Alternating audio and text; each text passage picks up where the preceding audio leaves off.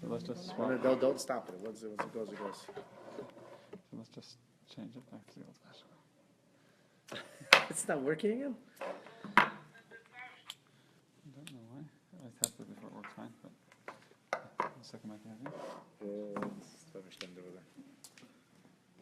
Is it? Are we live now? We're live. We're building an audience?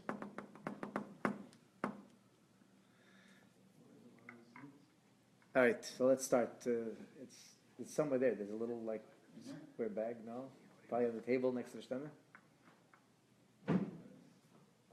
You found it?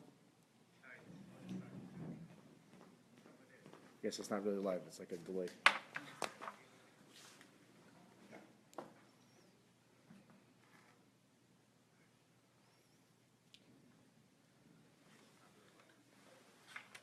All right.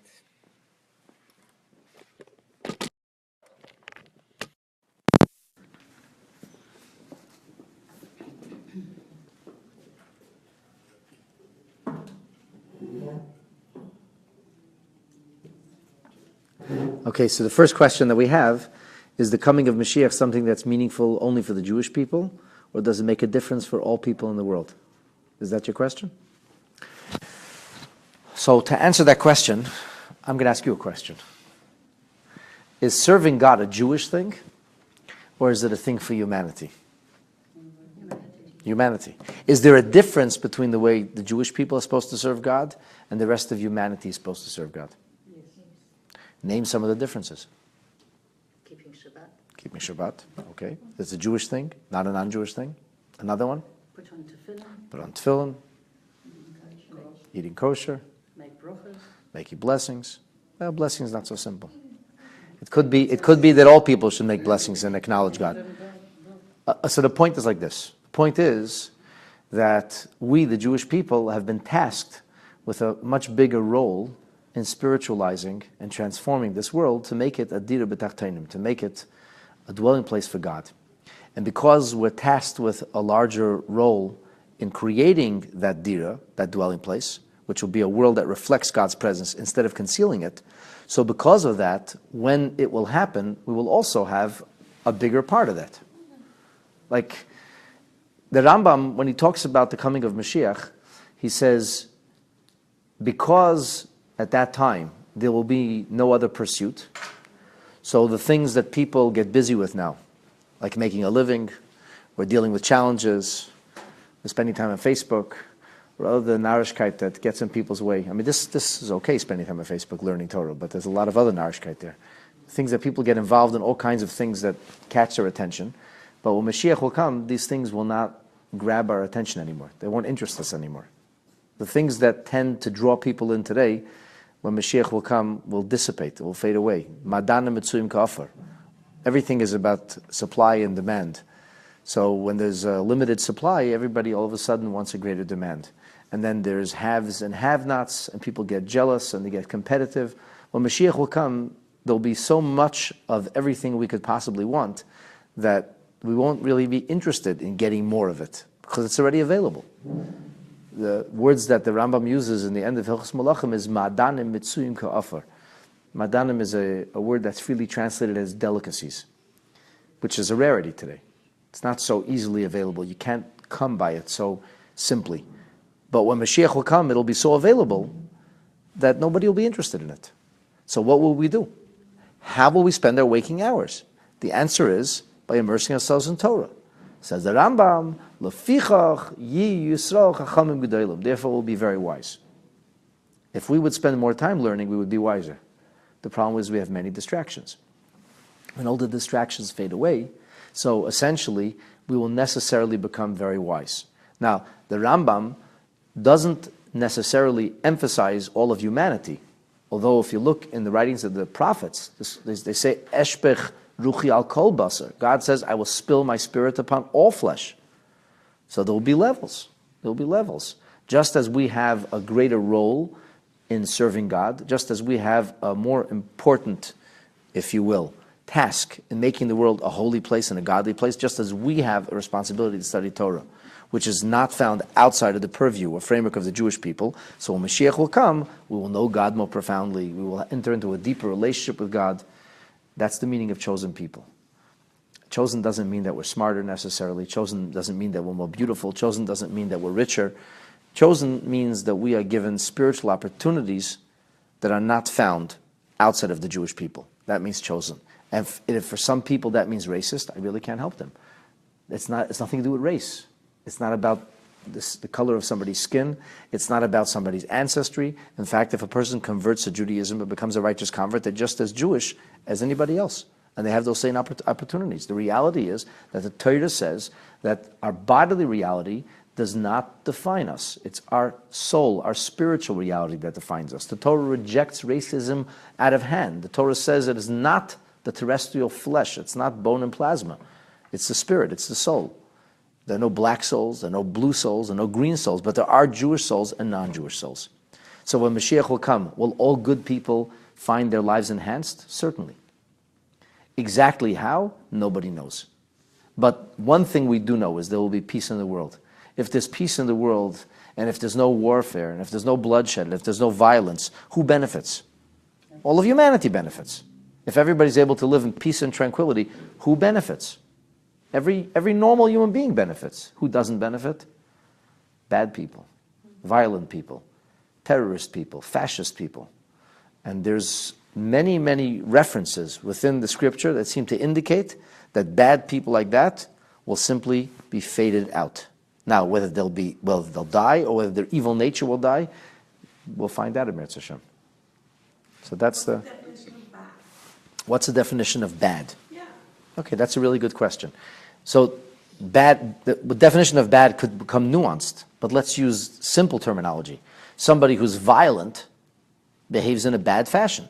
Somebody who is doing things for personal gain and harming other people, that's bad. There's no excuse for violence. There's no excuse for murder. There's no excuse for rape. There's no excuse for any of these things. That's fascist violence. And fascist violence is always bad. Because bad, can't that be, I don't know, not even kosher, violating the Shabbat? There is an element. That's why I said bad could be nuanced. Yeah, there could be. No, if you want to talk about bad in a broader sense, so if we violate the will of Hashem, that would be a bad thing. Right. But when we talk about bad, we're talking about the world being a bad place on a simple level, an elementary level that everybody can relate to. The idea of the world being a bad place is a world that's filled with fascist violence. And there's too much of that. Far too much of that. Because any ounce of it is too much. That's the truth. But this is the nature of the world that we live in. And unfortunately, for as long as there is evil, there will be violence and wanton bloodshed. For as long as there is evil. We will not, on our own, enter into a perfect world of peace. That's an unfortunate, tragic reality. As long as there is evil, we can either submit to it, chas v'shalom, or battle against it. Those are the two choices we have. Not every evil can be negotiated with. Not every evil can be spoken out of existence. You cannot convince truly evil people or truly evil civilizations to stop being evil. What you can do is frighten them into silence. And that's what will happen when Mashiach will come. Only they won't be frightened then by tanks or guns. They will be frightened then by the presence of God. So does it mean that their bad nature will die and they will live, or does it mean that they will actually die, that millions of people will die before Mashiach comes? Nobody really knows. I think you had a question next? Is it possible that somewhere in the depths of the Kabbalah there are dates, possibly? Because I read an article very recently, and I meant to bring it because I cut it out and I rushed out and I left it behind. And there is a rabbi's name, and the article was about a gematria date that showed the year 2077 when we are expecting Moshiach to come. Okay. So, this is a very, very broad question, and I'm going to answer it first simply, and then I'll answer it in a more nuanced fashion. The question that you're asking is there a way to predict the coming of Mashiach? Can we find out when Mashiach's going to come with certainty and then just sit back and wait for that date to arrive? The answer is no. And how do I know no? Because that already was attempted some 3,600 plus years ago, when a man named Jacob summoned his children to his deathbed. And he says, come around my bed, and I want to tell you something. And then instead of telling them something, he says, okay, gather around, and I want to talk to you. So what happened the first time around? The answer is, Bikesh Yaakov legales esaketz. Yaakov Avinu sought to reveal the appointed time for Mashiach's arrival. And Hashem didn't want that. So nistalka mimena shechina. So the presence of God, the elevated consciousness, where Yaakov was able to see things with perfect clarity in the last moments of his terrestrial lifetime, were taken from him. So, failing that, he moved on to plan B, which was to bless his children. And for this, his prophecy worked perfectly. He was able to look into the heart, soul, and psyche of each of the tribes. He was able to see their future, their progeny, the challenges they would face, and he knew the blessings that they would need. And he gave those blessings freely and generously, and each one received the blessings, and then all of us received all of the blessings. And an example of that is actually found in the Chumash, Rashi of today, where it is written that Shifra and Pua, I know I'm digressing, but I'm going to come back to this. Shifra and Pua, they were tasked by the Pharaoh with infanticide. Kill all the babies, he said. They didn't want to do that. But to disobey Pharaoh was not a simple thing. To put it into sharper perspective for you, it's like the people of the ghetto being summoned by the SS stormtrooper or Yamach Shemai by Hitler, Himmler himself, and he says, this is what I expect to be done. And you know what's going to happen if you don't do that. You are going to bear the brunt. Your family may be persecuted or tortured. And they came and they didn't do what the Pharaoh said. And the Pharaoh summoned them and he says, why didn't you do what I said? And he said, we couldn't. Why not? He says, Choyeseina. These Jewish women, they're freaky people. So there's various interpretations of Choyes, what Choyes means. And Rashi says Choyes means, first he says, that they have a lot of life in them. They're very good at this. They know how to do this. And he says, in fact, Onkelos renders the word that describes a one who would engage in helping somebody give birth, a midwife, chayosa, giving life. But Rashi, of course, is troubled because at the end of the day, it doesn't say meyaldos. It doesn't say they were birth-wife oriented. It says chayes. So Rashi says chayes. They're animals. Sure, the Pharaoh was very happy to hear, oh, they're animals. Of course, I knew those Jews were a bunch of animals.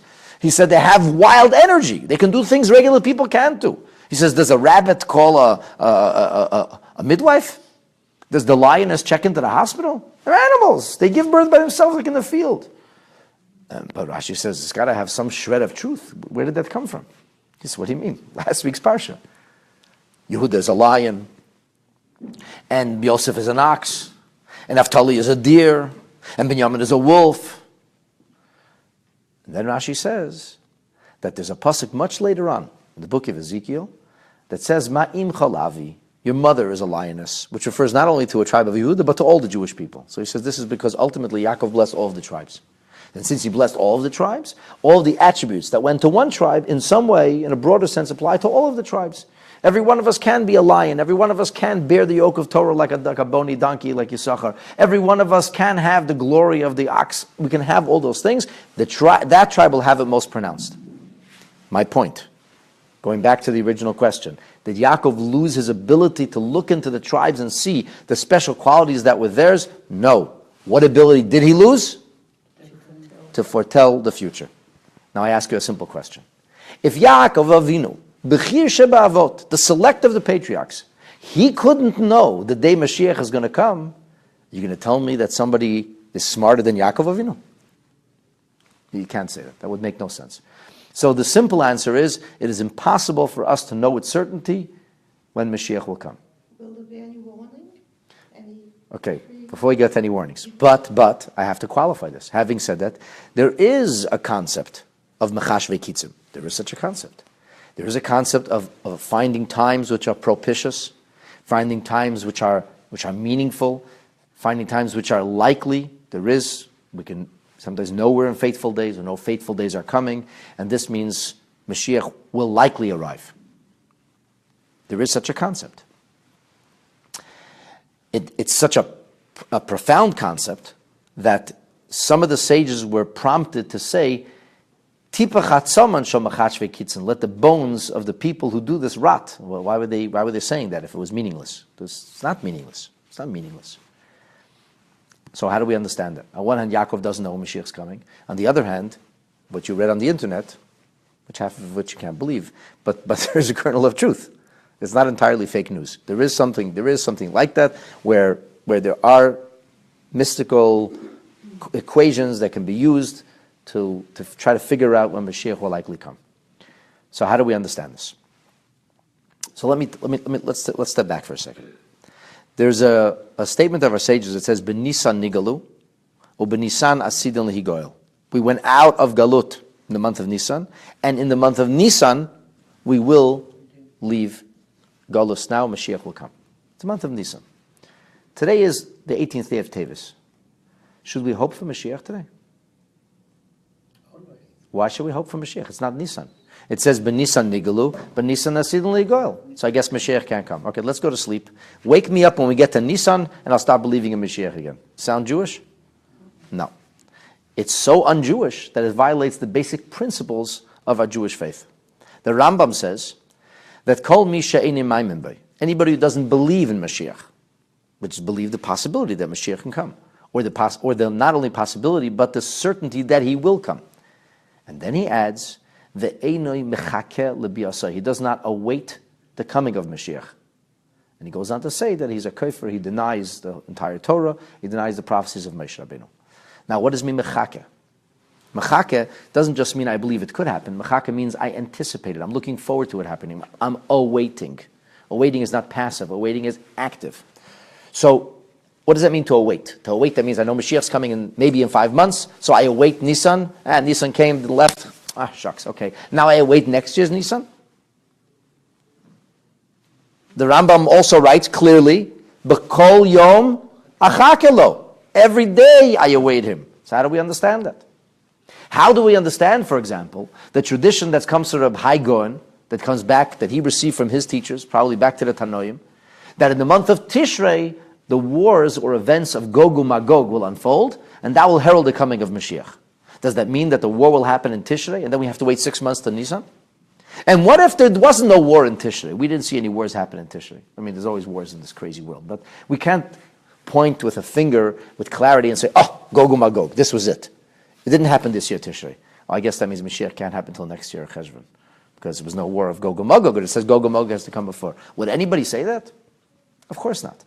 Now, to be sure, in the holiday of Sukkot, there are certain haftorot that are selected precisely because of this tradition. So the haftorah is a halachic bearing. The haftorah is selected because the war of Gog and Magog is supposed to happen in Tishrei. That's what we read about Yom Hini Yom Bad is come this day of Gog. So what does all that mean? It means that there are days that are more propitious, days more auspicious, days where things are more likely to happen. But that doesn't mean it can't happen on another day. It just means the chances are greater. So when Nisan comes, our yearning for redemption is heightened. We feel a greater chance that Mashiach's going to come. We feel it more palpably, perhaps. But it does not mean that Mashiach cannot come on the 18th day of Tevis. Mashiach can come right now. So what does the Machashve Kitzim do? And there were Kitzim. We know there was great Gedolei Yisrael, great Tzaddikim, great sages, borderline prophets, who actually said Mashiach was likely to come in this particular day. There's a story in the Middle Ages of, I think during the time of Rabbi Yehuda HaChassid, that he predicted Mashiach to come, and it says everybody left home and they smashed their ovens and they left. And then there's a story of the Yemenite Jews who had this tradition that in Tafresh Pei, which equivalent to 1920, was going to be a ketz, Mashiach to coming, and they all went from Yemen and they bought houses in Yerushalayim, and then the British evacuated them. Until today, those houses the Jews have deeds on in the Silwan Valley are occupied by Arabs. We have documents. They all left their homes. They said, that's it. Vatitin teref. Teref is Tafresh Pei. They said, that's it. Mashiach is coming. So what does this mean?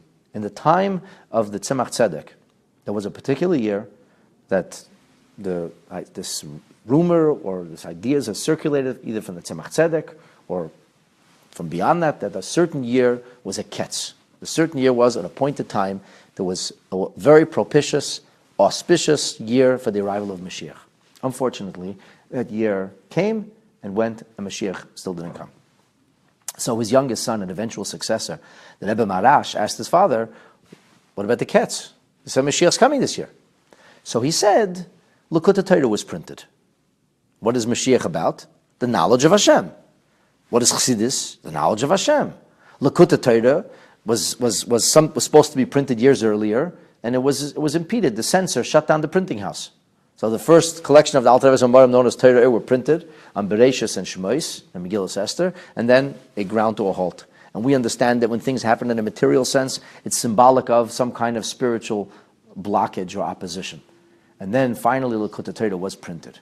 And when Likkutei Torah was printed, there was a great joy amongst people. They could now have a more profound awareness of Hashem by studying an important foundational text of Chassidus. So the Rebbe Marash is like, really? Like, that's the Ketz? Likkutei Torah was printed? His father said, yeah, in a microcosmic way, it's messianic. There's something messianic, as a messianic trapping.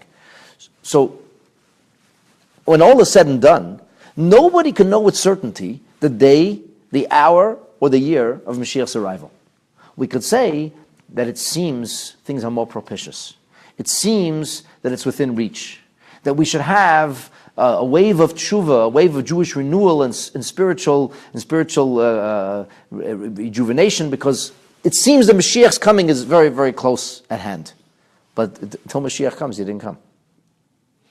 Now, just to what you said a year, you named a year in the Gregorian calendar. The Gregorian calendar... No, he actually said not Gregorian. Well, you said 2077. It translated. Because that certainly wouldn't work. I hear people talking about the Gregorian calendar. That's ridiculous. Gregorian means nothing to us. That's a calendar that's created by a different faith system. It's no bearing on us whatsoever. Do we know when Mashiach's coming? We certainly do not know when Mashiach's coming. The Rebbe told us that this is the age of Mashiach, that our generation is the generation of Mashiach. What does that mean? How long does our generation go? When you look at the bigger panorama of time, within 50 years it's still called a generation, or 60 years it's still called a generation. Did I think that I would be turning 46 and Mashiach's not here? No. I was certain when I was 16, Mashiach's going to be here, 100%. I had no doubt about it. The Rebbe said such words, was for sure Mashiach was coming. Unfortunately, that's not the reality. Unfortunately, here we are. So hopefully Mashiach is coming. And how do we accelerate the process of Mashiach's arrival? Doing what we're doing is a step in the right direction. Incidentally, the Rebbe once mentioned that the word Mashiach, if you take the dot, and in the dot-com age, we know that dots are very important. You have to put the dot in the right place. If you take the dot from the right side of the shin, move it to the left side of the shin, it doesn't say Mashiach, it says Masiach. Masiach means to talk, to speak. So he says, speaking about Mashiach, or certainly speaking meaningfully, learning about Mashiach, definitely hastens the arrival of Mashiach. So our sitting together and talking about Mashiach and discussing this, for sure, hastens and accelerates the arrival. The more we talk about it, the closer it comes. When is it happening? Today, Mirz Hashem. You're laughing, but we shouldn't. We should really believe and anticipate that this is the day. Now imagine if a person lived his or her life every day thinking Mashiach might come today. Shlomo HaMelech in his wisdom says, that a person's clothes should always be white. What does that mean? It means the shrouds. It's a euphemism for shrouds. Now, if a person lived every single day, like the last day that he or she had on the face of earth, we'd probably live our lives more meaningfully. If you knew this was your last day, you wouldn't dilly-dally. You wouldn't bother with the grudges. You wouldn't sweat the small stuff. It's your last day on earth, for heaven's sake. You're going to miss Shachris on your last day on earth. You're not going to do somebody a favor on your last day on earth. You're not going to study Torah. It's your last day. So if we lived every day like it was our last, well, then we live more meaningful lives. So Shlomo HaMelech says, try to do that. Don't be miserable or morose, but try to live every day as if it's your last. So the Rebbe once said, the better way to do that is not live every day as it's your last, you're going to die, but rather live every day as if Begadecha Levanim, Mashiach will come. We'll all be wearing, so to speak, white clothes. Right? Live every day as if Mashiach's coming. If today's the day, today you want to miss, today you want to drop the ball, today, Mashiach's coming today. Now, just like it's difficult to live every day thinking today is your last day without getting depressed or cracking up, it's also difficult to live every single day with the certitude, Mashiach, he mamish coming today. So it's very challenging. It's difficult to live that way. But if we remind ourselves on a regular basis, it could certainly be helpful. There was a whole bunch of questions coming. Yes? How do we know who the Moshiach is? When he's here, like, how will we know that that's the It's an Moshiach? excellent question. How will we know who Mashiach is? So the first thing I want to tell you is that when Mashiach will come, that will not be a question. You will know. If there is a doubt as to who Mashiach is, here's what I do know with certainty. He hasn't come yet. If there's a question who Mashiach is, he is not here yet. Because when Mashiach is here, there will be no doubts. That's the least of the miracles that will come and unfold in the time of Mashiach. What logic would it be that HaKadosh Baruch Hu, that Almighty God, would create a reality of Mashiach? But he said, I'm not going to tell you who it is. So if you happen to notice him, good. If you're sleeping, okay, that's it, you missed. Would that make any sense? So we'll know. Having said that, there is halachic criteria in the Rambam where he describes the likely candidates for Mashiach. He says that Mashiach will be a Sion from the house of David. Okay, so we have to know somebody's lineage, that makes them a likely candidate. We says Mashiach will be Hoige b'Torah. Mashiach will be a person who's consumed by Torah study. I once heard a very foolish person get up publicly and say, he said, Mashiach, he's just a political leader. Political leader. This was in a public forum. So I got up and I said, with all due respect, what you're saying is amaratzis, it's ignorance. Our tradition says halachically that Mashiach is Hoige b'Torah. Mashiach is a scholar, a Torah sage, whose life is Torah. You're saying he's a political leader? Show me one political leader who's Hoige b'Torah. Hoige b'Torah. I know Menachem Begin had a class once a week, and I have great respect for Menachem Begin. And he was a remarkable person, probably the closest to a real Jewish leader we saw amongst political leadership, despite the fact that I think he made a tragic mistake towards the ends of his life. And I think he thought that more than anybody else. But Hoige b'Torah? Hoige? A person who is immersed in Torah? Give me a break. Hoige b'Torah means a person whose whole life is Torah. So we know, number one, Mashiach is the house of David. Number two, he's Hoige b'Torah.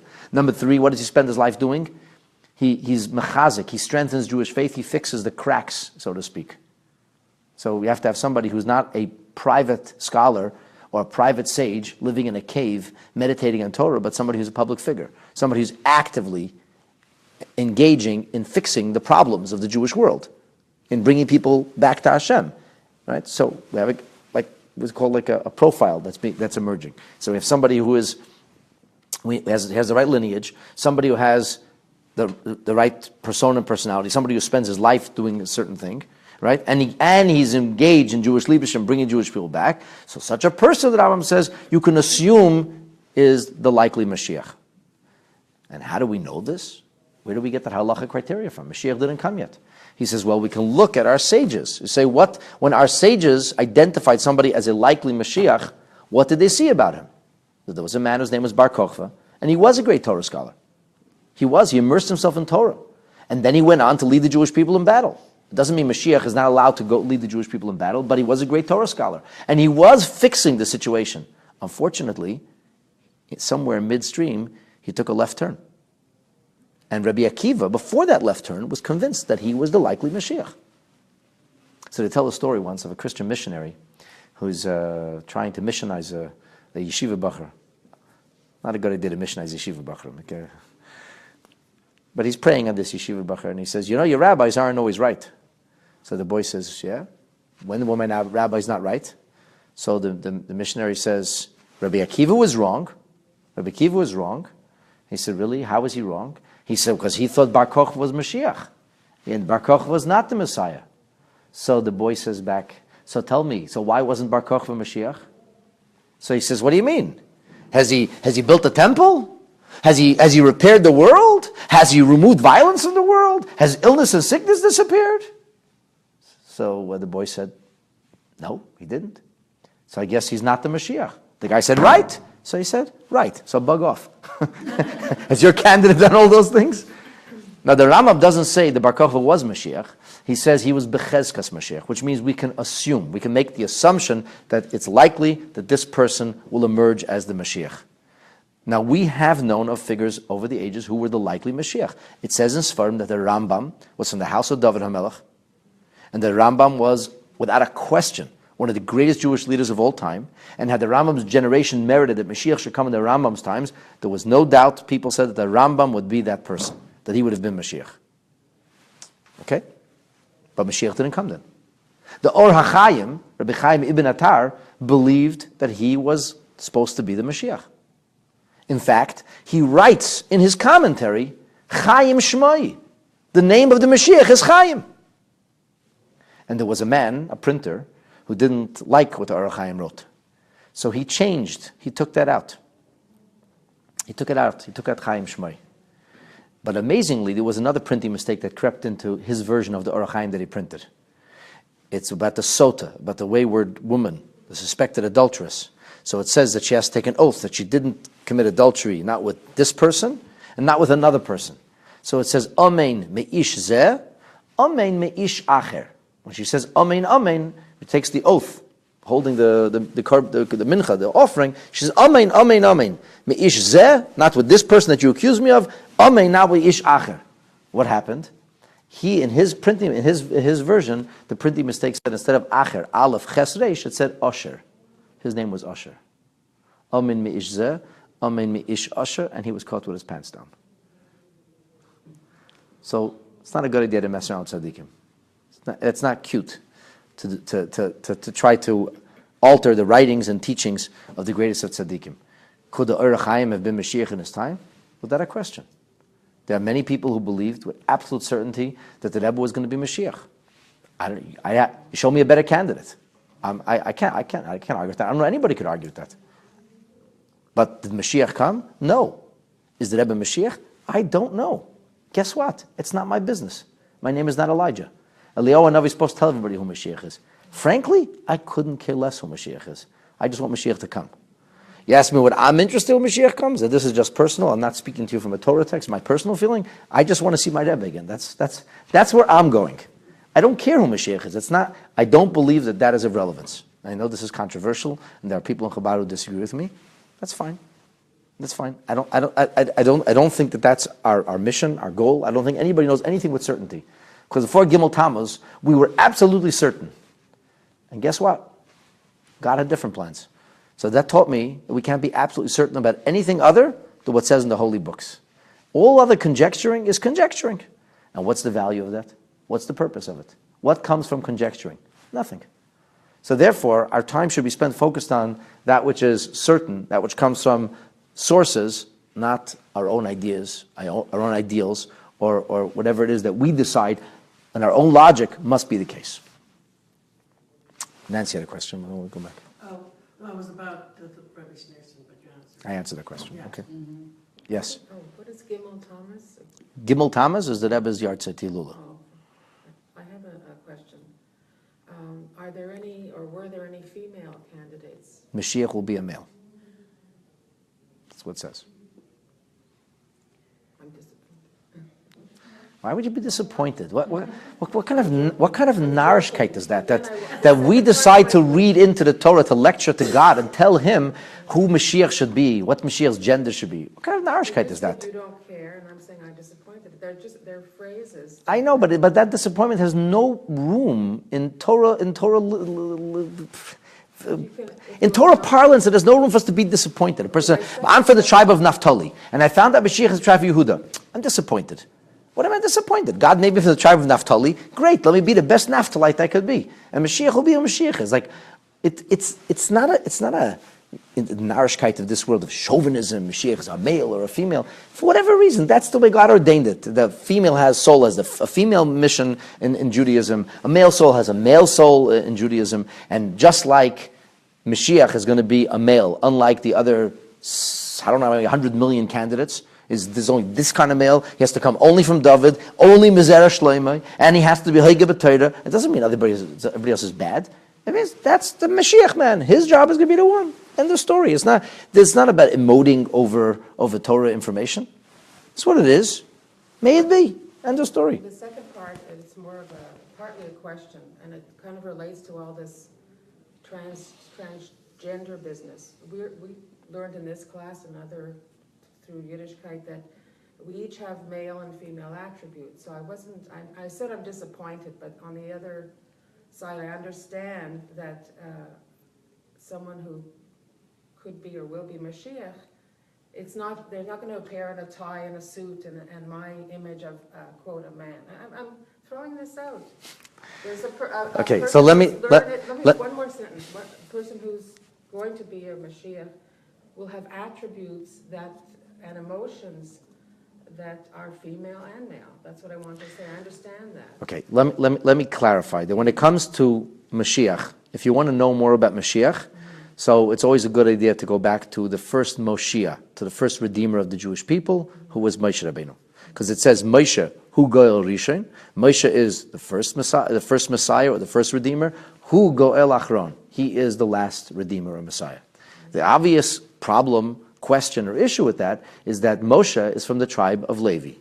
And Mashiach is from the tribe of Yehuda. It was very clear in last week's Torah portion that it's the blessings of Yehuda. So how do you work that out? What does it mean Moshe is the first goel? So the answer, simply stated, is that Moshe Rabbeinu is the one who brings heaven to earth, who brings us the Torah. He is the one who leads us to Mount Sinai. And at Mount Sinai we receive the empowerment to be able to transform the world. So Moshe Rabbeinu was at the helm of a microcosmic transformation. I say it was a global, but microcosmic in time. It existed within a frame. And unfortunately, the effects of Matan Torah dissipated. Paskazul Masam, the toxicity, the poisonous elements that we all have stopped, but then they started again. But even though Matan Torah did not have a lasting impact in its permanent sense, meaning the world wasn't in a state of elevated God consciousness permanently, but Matan Torah did leave a lasting impact, namely that we are able to change the world as a result of Matan Torah. So, what does it say about Moshe Rabbeinu then? Moshe Rabbeinu, the fulfillment of Moshe Rabbeinu's potential is Mashiach. And Moshe Rabbeinu actually says this to God when he remonstrates with the Almighty who wants to send him to Mitzrayim. He says, no, shlach no be'atishlach. Why don't you just send the Mashiach and finished? Why does it have to be a process where I have to come and I have to do my part? And then eventually, after so much trial and tribulation and travail and so many years of misery and sorrow and suffering and challenge, and eventually Mashiach will come. Just finish the business off and that's it. And God said that's not the way it's supposed to be. First going to be Moshe, Golos from Mitzrayim, Geulah in Mitzrayim. There's a process. It's a process. That's the way Hashem wants it to be. So it says about Moshe that he was Ish HaRuchos, a man of spirits. Spirits, plural. What does this mean? He had a split personality? What does it mean, Ish HaRuchos? So the literal interpretation is that he was Hoylech Kifi Ruchos Shekol Echad V'Echad. He was able to relate to each person. That's the true Jewish leader. He was able to relate to each person. Why did Hashem choose Moses? Because he ran after a single sheep. He didn't say, I care about the nation. He said, I care about the individuals. He understood that a nation is made up of individuals. So he cared about each and every individual. He was Ish HaRuchos. So regular people have a limit of who they can relate to. The person can say, I cannot relate to what you're saying. I can't empathize. I don't understand your problem. I can't appreciate where you're coming from. We all live within a limited frame.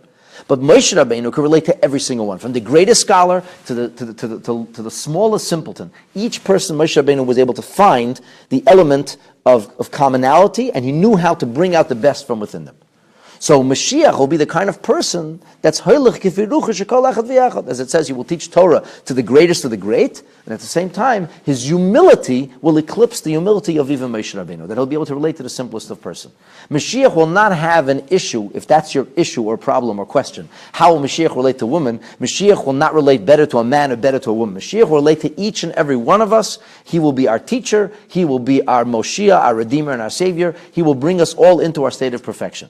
If you want to know, like when people speak about Mashiach and people speak about the Rebbe, that's the kind of person that we saw in the Rebbe. And the Rebbe was able to relate to everybody, and you can see it. You look at the video and you see him giving dollars and relating to each person. The Rebbe relates to the smallest child and to the political leaders, the greatest Torah scholar. The Rebbe was able to find a sense of commonality, and he knew how to bring out the best from each and every one. Right? In my humble opinion, and who am I? Just a little guy. But in my humble opinion, that you didn't have a better candidate for Mashiach in a very long time. And that's why people started to speak like that.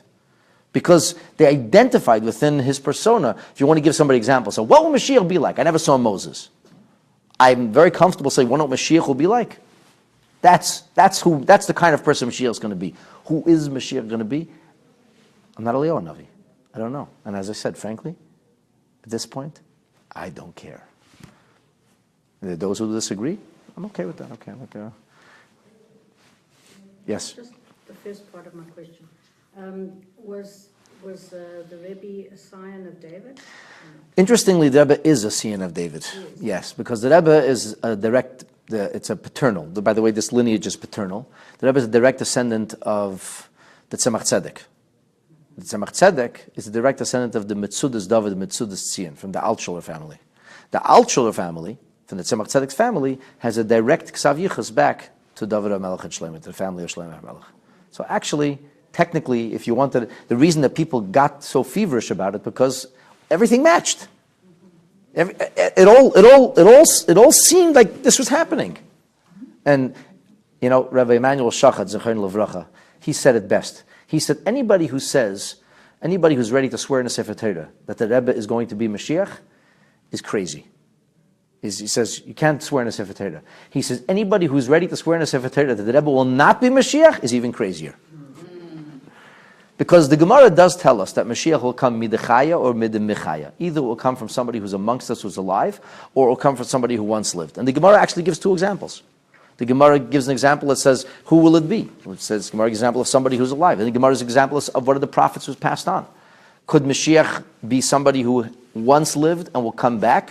The Zohar says that when Mashiach will come, the resurrection of the dead will take place for the supremely righteous immediately. And it says, Moshe v'Aharon imam. Moses and Aaron will return immediately. The Zohar also says that Tchias HaMesim, the full resurrection of the dead, will not take place for 4 decades. Although others maintain that that's as long as possible, and it could be accelerated and could happen sooner also. But clearly it says that the great tzaddikim of the ages will come back immediately.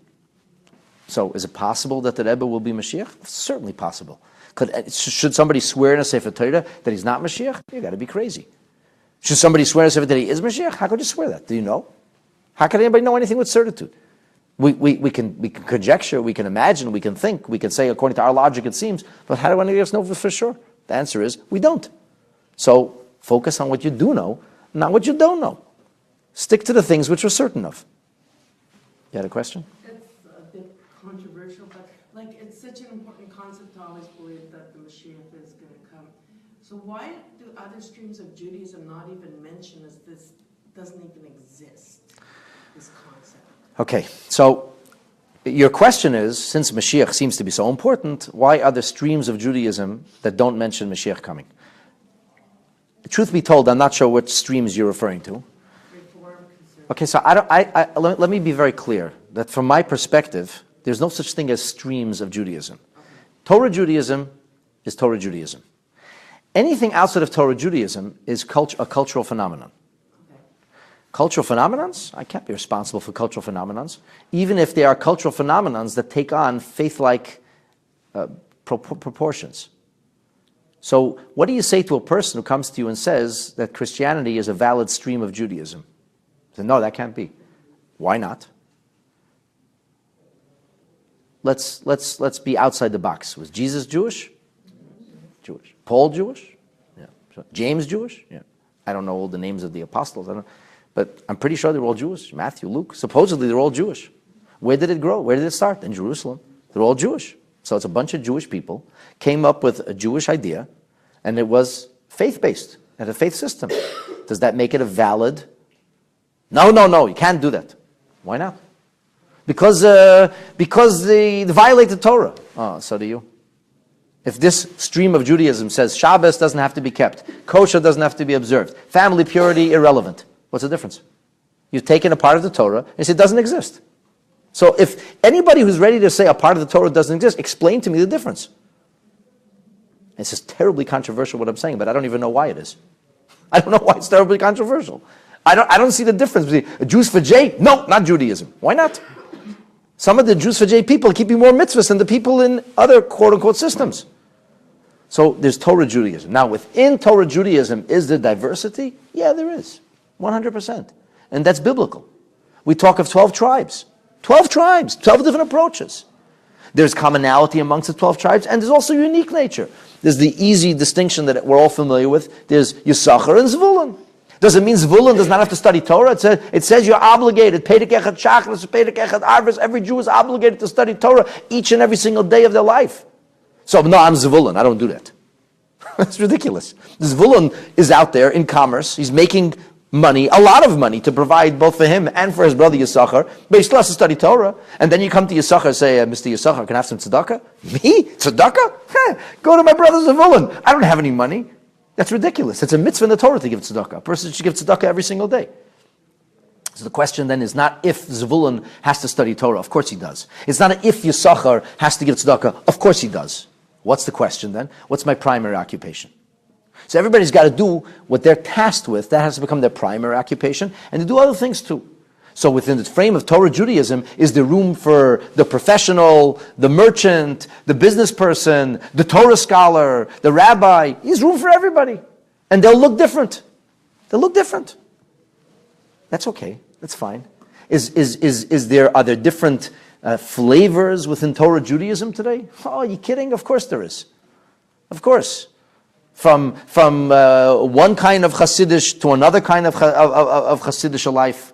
From the Litvak, from the Lithuanian yeshiva movement to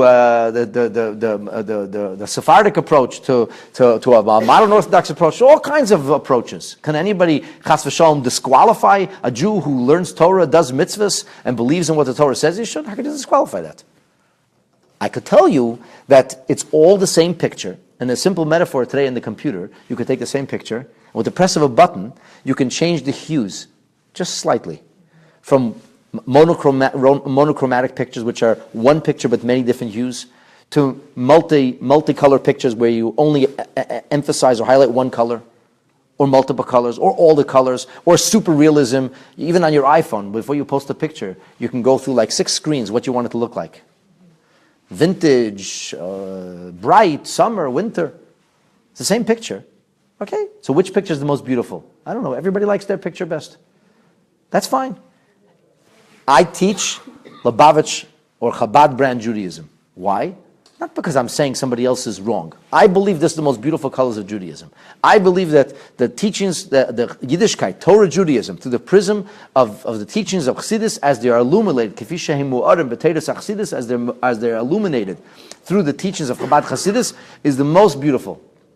Okay, I also think my wife is the most beautiful. Going to hold it against me? Now, that's none of your business that I think my wife is the most beautiful, but it is your business that I think that this is the most beautiful way to teach Torah. How should I teach you Torah? I should teach Torah the way I don't think is really so good, but I'll teach it for you because, you're just like whatever. So I'll give you a watered-down version. I'm not going to tell you what I really think. Why would I do that for? If I have any kind of avas yisrael, if I have any kind of love and concern, and I care about your welfare, I want you to have what I have. So why would I not talk about the Rebbe? Why would I not share with you teachings of Chassidus? I'm not disqualifying anybody. I'm not denigrating chas v'shalom anybody. I don't disrespect anybody. I respect everybody. I even respect people that I profoundly disagree with. I just disagree with them. But it's okay. It doesn't mean there's no room for acrimony. There's no room for dislike. Chas v'shalom, to use such a word like hatred, there's no room for that b'chlal. And objectively speaking, there are certain, what you would call supposed streams in Judaism, which are streams that have flown outside of Judaism. It's very sad. It's very sad. So what's my approach? Try to bring him back to Yiddishkeit. And that's not a new idea. What did the Rambam do? He lived in Egypt. That was one of the most powerful Jewish communities in the world at the time. He was appointed the chief rabbi of Cairo. He was the Nagid. And what did he do? Believe it or not, in the Rambam's time, there was another, quote-unquote, stream of Judaism that hardly exists today. It's called the Karaites. And they had more money and more people than the Torah Jews. So what did the Rambam say? He said we have to reach out to them. We have to try, the ones who are halachically Jewish, we have to try to bring them back into the fold of Yiddishkeit. And the Rambam spent his whole life doing exactly what the Rebbe did. Teaching, inspiring, reaching out. And he was very successful. And the proof is in the pudding. You know any Karaites? You should know that in Jewish history, and again, this is controversial and I don't know why, but in Jewish history, there have always been movements that have moved away from Torah Judaism. Always. And none of them have ever survived. The only thing that survives always is Torah Judaism. It's a myth to say that today's orthodoxy is 18th century. It's a lie, Pashat. It's an outright lie. It lines up in perfect corollary with Torah Judaism, straight back to the Rishonim, straight back to the Gaonim, straight back to the Talmud, straight back ultimately to the Scriptures. Torah Judaism is the only authentic brand, is the only thing which is really Judaism, which is God's ideas, not people's ideas. And it's the only thing that will last forever, because Yiddishkeit will last forever. So, in response to your question, Nancy, let me reframe your question for you. How can I identify a movement that's not authentic from a Torah perspective if they are messianic in nature? What does messianic mean? Messianic means that they have already achieved a certain finality. They're not looking forward to something. They're not anticipating or waiting for the final event to happen. So that means messianic. So that certain, let's say the Reform movement, they divorced themselves from the yearning for Israel. They were very anti-Zionist once upon a time. Nobody talks about this anymore. And they built their temples. They called it a temple, not a synagogue. They said, we don't need a temple in Jerusalem. We're not yearning for a temple. They took those prayers away. Forget about the temple. No more Jerusalem. And they built their temples facing west. And the very famous one in Toronto, right here, facing west. But Jewish people always face east because they face the future. But the Reform movement is messianic in nature. It said we don't have a future to look forward to. We're not waiting for something to happen. And that's why Zionism as a movement, as an end, is also messianic. It's this is Mashiach. No, it's not Mashiach. All these developments are all steps along the road. Every day is a step along the road. Messianic means it's final. We've arrived. We haven't arrived. People say Lubavitch is messianic. It's the biggest lie. How can it be messianic? We're always looking forward to the future. We're profoundly dissatisfied with the current reality, and we're hoping and anticipating every day a better future. That's how a Torah Jew lives. So the moment you have somebody who says, I have some Judaism for you, but it's messianic, meaning it's final, it looks forward to nothing else, you know that it has gone beyond the pale of Torah Judaism. Torah Judaism has always awaited that future moment that unfortunately has yet to come, but hopefully very soon will unfold in our time. Next question. I have one more question. Okay. What happens to this modern world, the technological world, the commerce world, our lifestyles? What happens to where we've developed to this point, the scientific world? Excellent question. So let me repeat your question, and then let me explain why your question would be a question and why it can't be a question. So your question is, what's going to happen to the world as we know it? Science, technology, medicine. We live in a remarkable world today. A remarkable world. What's going to happen to all that when Mashiach comes? So you know why that's not a question? Because your question is, what will happen to the world when Mashiach comes? And the answer is, it will be harnessed for perfect good. The world will become a perfect place. The whole idea of Mashiach is not we're going to escape from the world, but rather that the world will become redeemed. The world will become whole. All of these things that you talked about, those are actually steps in the direction towards a messianic process. So we will know it all and understand it all? We will know the presence of God. I always ask myself, how will Mashiach get his word out to everybody? So the proverbial idea is the sound of a shofar. We don't know if that's literal. The scripture is literal. This could be euphemism. What does it mean, the sound of a shofar? Maybe it means everybody will hear it on Facebook and get a tweet. I don't know. Think about it. The world will be filled with the knowledge of God when Mashiach will come. It says the world will be filled with the knowledge of God. Has there ever been a time when there was people all over the world studying Torah together on a regular basis, other than the time we live in today? A short 20 years ago, this little iPhone that's now enabling people on the other end of the world, literally, to learn Torah on a daily basis, and sometimes several times a day. Okay, I have to pay for data. But otherwise, do you know what this cost a short 25, 30 years ago? Do you remember tractor trailers? A tractor trailer to do what an iPhone does today. And they can probably have it in half the size. So this is unbelievable. You're asking what will happen to that? I say to you, that is the direction of Mashiach. Imagine when Mashiach will come, there'll be no more illness. We're hoping that we're getting there. We're hoping we're getting there. So what will happen when they cure illness? Baruch Hashem. What will happen when they cure cancer? What will happen when they cure Alzheimer's? What will happen when they cure heart disease? When Mashiach's come, all disease will be erased. So great. So now we're halfway there, 3/4 of the way there, 80% there, 90% of the way there. All of this is good. It's all good. When it's bad is when Islamic State is using the iPhone to spread a message of murder and mayhem. That's tragic. That's abuse. This is harnessing. This is utilizing. Why did Hashem create iPhone, if not for the promulgation of Torah teaching? And that's part of actualizing the reality of Mashiach. Being able to realize and appreciate that there's an inherent holiness in everything. There's an interesting medrash. It's right at the beginning of the Torah, and it notes that when the book of Genesis begins, Bereshis bara Elokim es hashamayim v'ha'aretz, v'ha'aretz ha'isa tohu v'vohu, the land was empty, whatever it was, whatever the reality is, primordial reality. V'ruach Elokim merachefes al pnei hamoyim. There was some kind of liquid reality, and the Spirit of God swam or hovered upon the face of the waters. So the Medrash says, Ruach Elokim merachefes al pnei hamoyim, zoi ruach shel Moshiach. This is the Spirit of Mashiach. Meaning, from the very beginning of creation, before the world in reality, the cosmos looked as it looked today, the first thing Hashem had in mind was the final thing. As the mystical maxim goes, Soif Maisa b'machshava tchila. The final reality was the first thought. Somebody's going to build a massive complex. What's the first thought? What's the first image? The finished complex. Then, it's going to take us 10 years to get there. What do you have to do first? First, schedule lunch for me with all the city councilors. And I have to go to talk to all the city councilors and make my case individually and then answer their questions so they can respond to their constituents. Then after that, I have to go and create a full plan and explain to why it's good for the city. Then I have to go and make a submission at the city. Then the city is going to come back to me and say, we have 16 variances that we identified over here with a maximum of 10. So I have to go redraw my plan so that I'm no longer violating 16 things, it's only 10 things. That process, 3 years.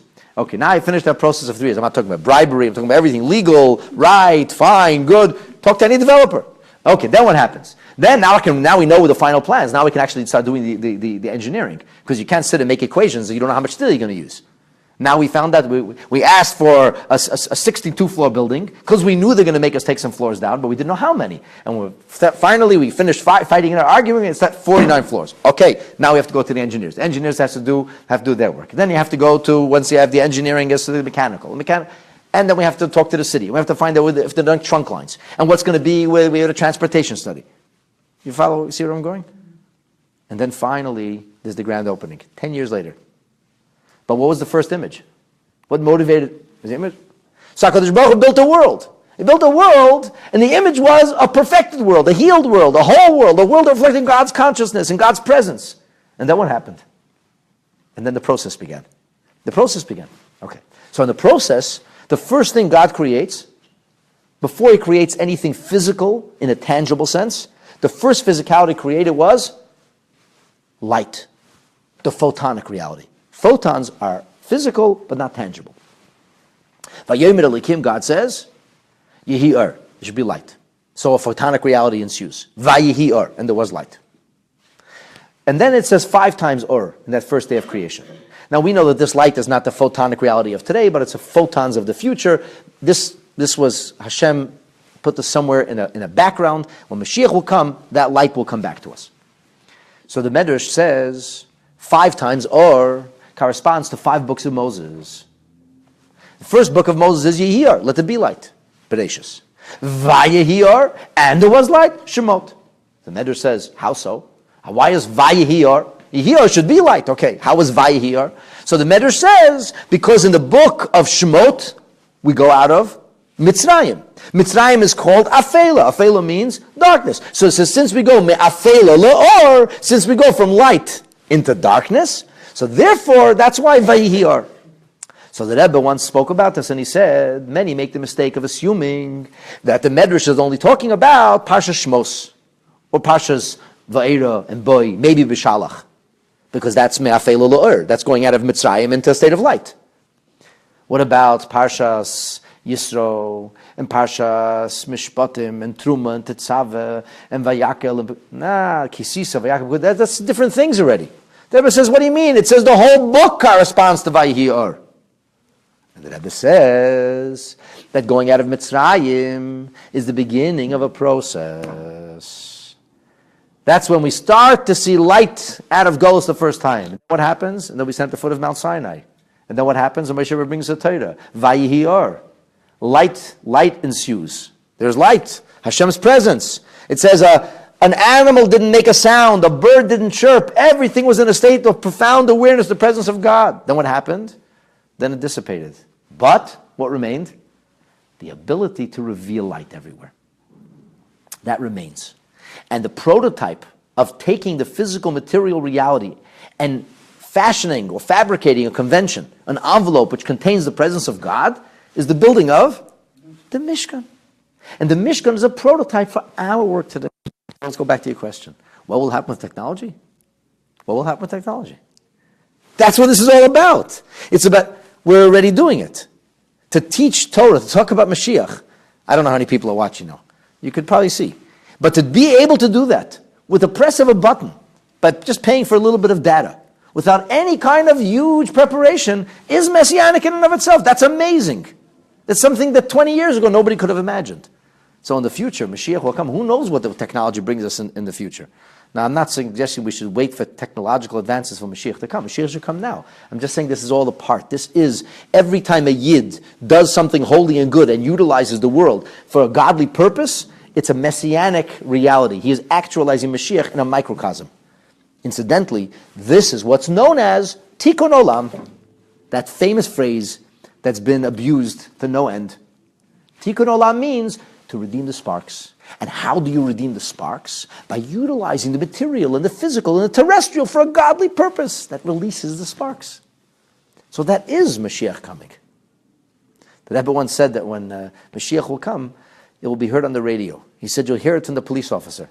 We were in 770 and everybody walked out that night and the poor police officer, everybody asked him, any news on the radio? I remember walking by, the guy says to me, why is everybody asking me if there's news on the radio? Did the Rebbe mean news on the radio more than on Facebook? Was it mass media, not social media? That's not the point. That's not the point. There's a cute story, which is actually a very sad story. It's funny, but it's not funny. And the story goes that there was this man who comes home from shul very distraught.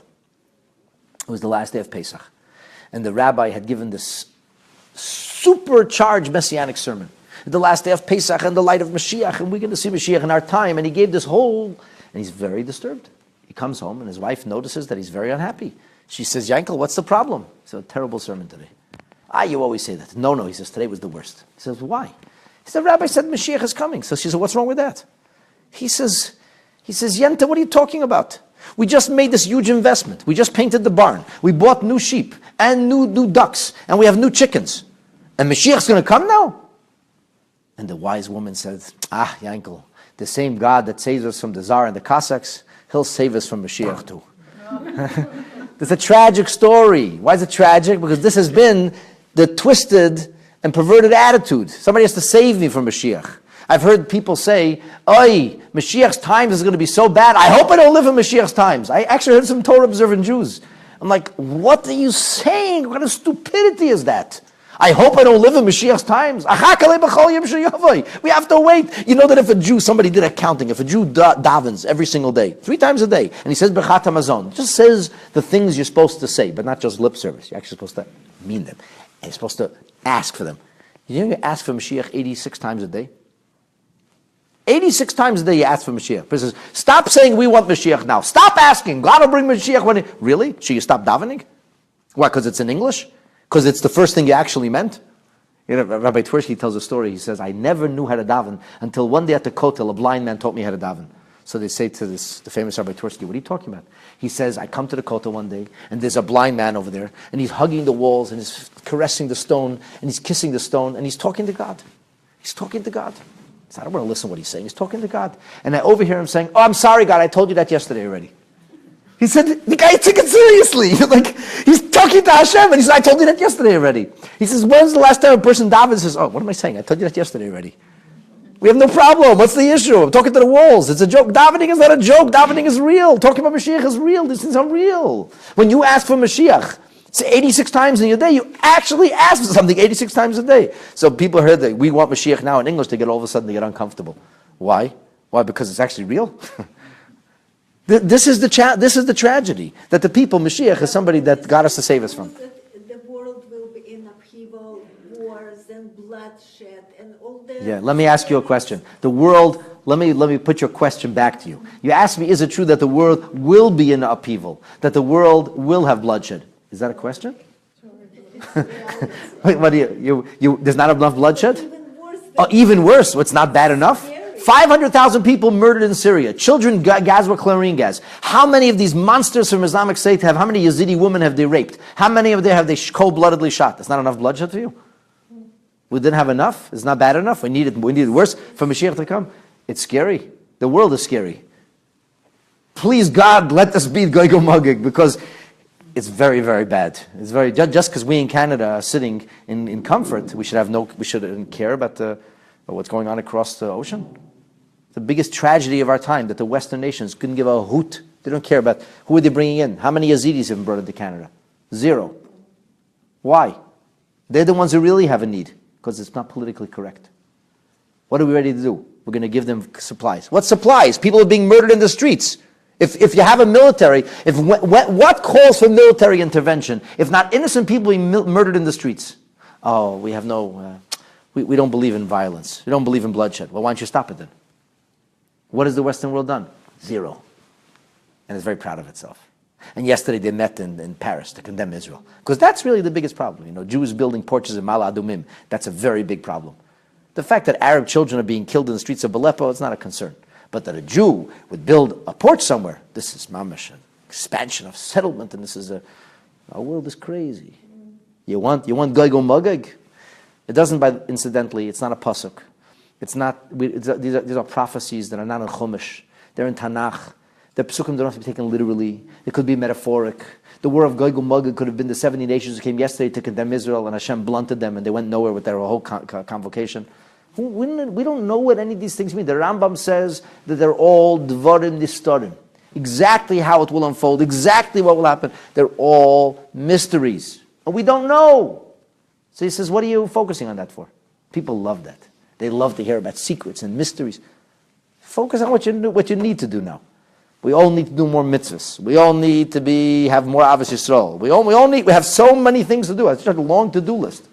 Focus on the things that we know about. And there's lots that we do know.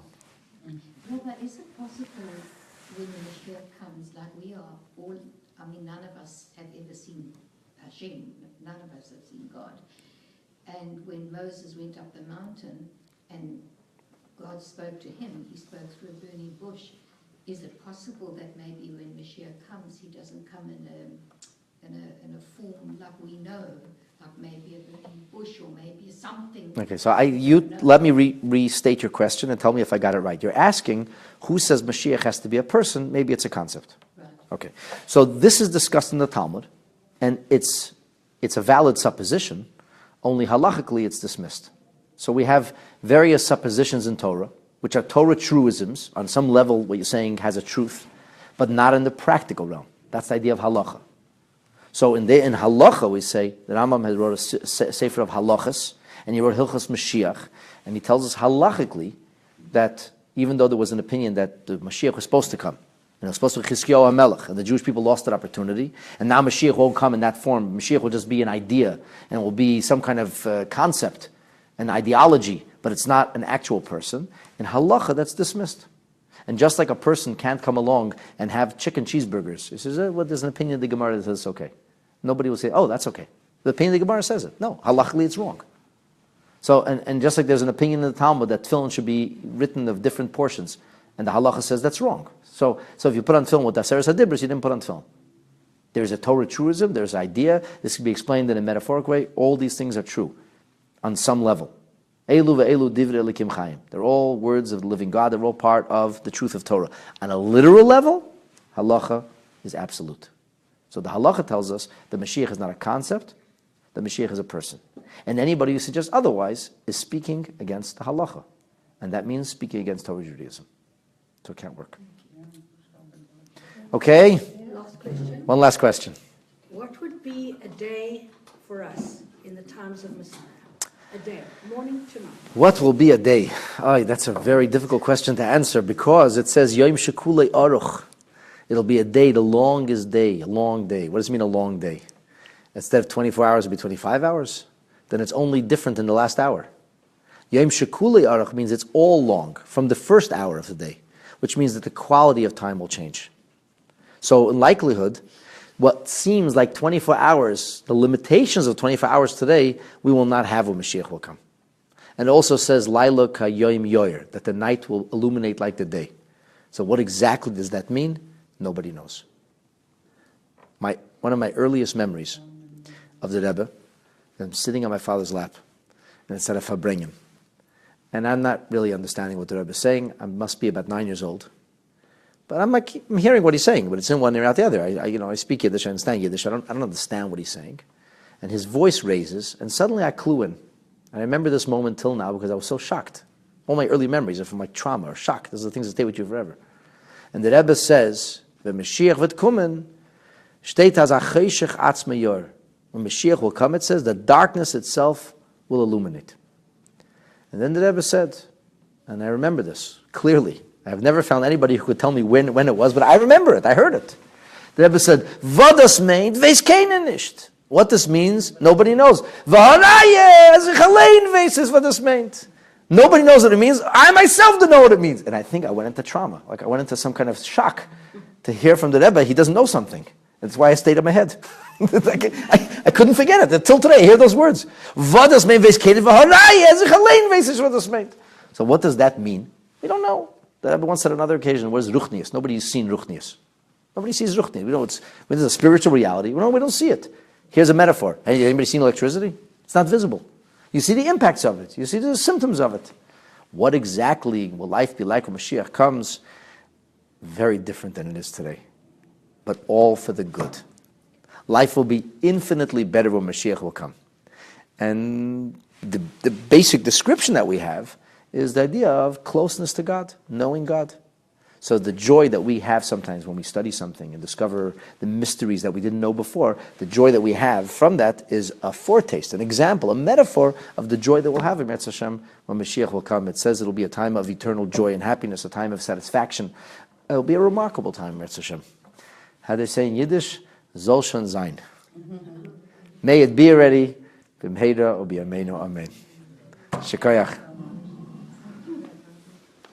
So, if you guys want to do questions now,